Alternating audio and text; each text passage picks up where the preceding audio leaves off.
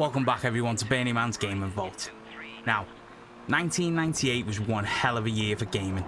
We were still reeling from the impact of Final Fantasy VII, Metal Gear Solid was blowing minds, and tucked amongst the chaos, a genre-defining classic, was a humble little rally sim from Codemasters. You know the one, Colin McRae Rally. Right. Over crest, into one left.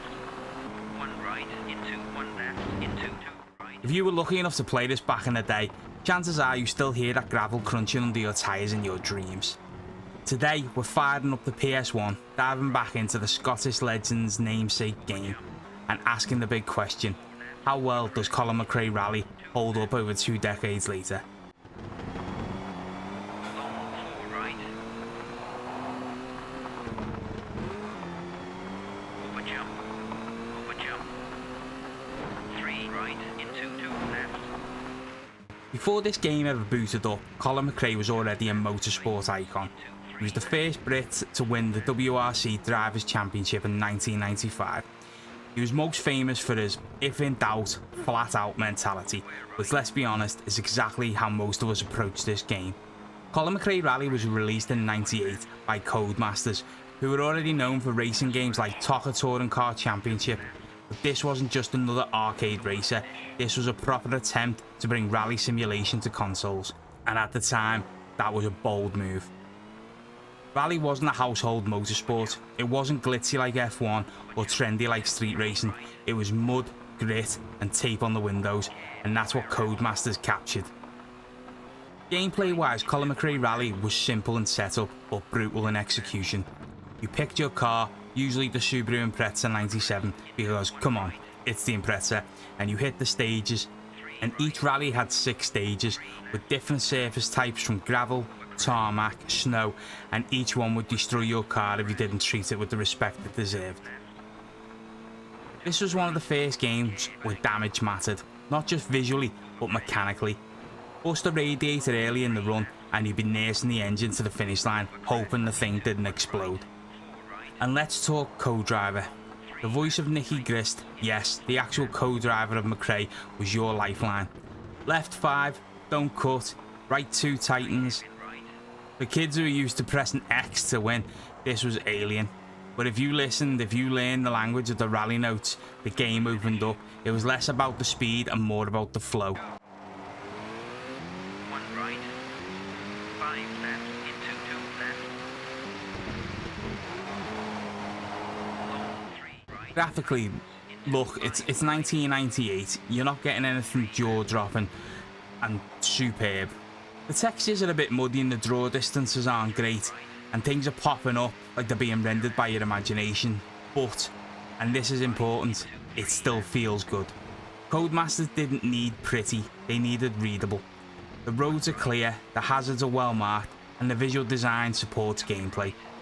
This game was never about showing off, it was about throwing your car sideways around a finished forest without hitting a pine tree.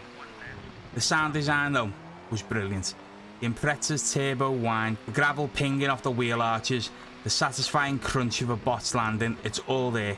And Nicky Grist's voice is crisp and calm, like the best kind of backstreet driver. This game does not care if you're new. It'll spin you out, you'll forget what some of the turns means, and your car will end up into a ravine. There's a learning curve, and it's a damn steep one. Even making this video, I had to practice a fair bit before I got into it, because I was crashing, flying off, skidding. Even in the video I don't do brilliant, but I have a lot of greens in there and a few reds, but on my practice and trying to get back into it, there was all red, it was carnage. But the thing is, once you start internalising the calls, reading the terrain and feeling the car's weight shift, that's where the magic happens and the game becomes alive. It's not about winning every stage, it's about surviving them, and that's what Rally is. Square right, gear bank. Over crest, into 2 right. Left, over jump. Over jump. Car roster's small but solid on this game, with the Subaru Impreza, the Mitsubishi Lancer Evo, Ford Escort and a few unlockables like the Toyota Corolla WRC. They each have their own handling quirks. Evos grip harder, Escorts love to slide. The stages themselves span a decent chunk of the globe. Muddy UK forests, snowy Swedish back roads, dusty Aussie outback. Each location not only looks different but drives differently. Sweden in particular is a nightmare if you're not ready for low traction. Long 3 right. 2 left. 2 left. 2 right over crest tightens. Long 2 left bank. Colin McRae was a hit. Critics loved it, players obsessed over it. It sold over 4 million copies, which for a relatively niche sport at the time was massive, and it paved the way for an entire lineage. Without McRae, there's no Dirt series, no Dirt Rally 2. Codemasters doesn't become the racing powerhouse they are. This was the start of something. 3 left over crest. Square right.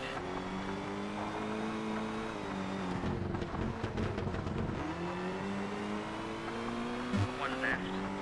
1 right. Over crest into 1 left. 3 right opens. Hairpin left. So, how does it feel in 2025? Honestly, it's still brilliant. I enjoyed making this video and I enjoyed practicing. It's rough around the edges, sure, but there's a purity to it. No microtransactions, no endless menus, no bloated features, just you, a rally car, and the road. It's dated, of course. Would I recommend it to someone who's never played a rally game before? Probably not. But if you've got the nostalgia bug, or you're just curious to know where modern rally sims began, then Colin McRae Rally is essential. In the end, Colin McRae Rally wasn't just a game with a name on the box. It was like a digital love letter to the sport, and to the man himself. Colin McRae may be gone, but his legacy lives on, in every hairpin, every Scandinavian flick, and every kid who learned what left 6 over crest meant. Square left into tight hairpin right.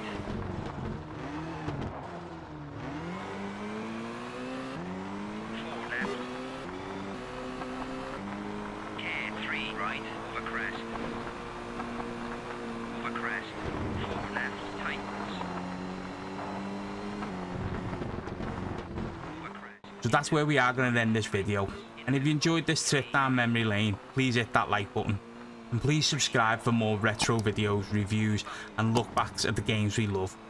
Please drop a comment, let me know what was your favourite rally game growing up. Did you play this? Did you love it? Did you not? Let me know.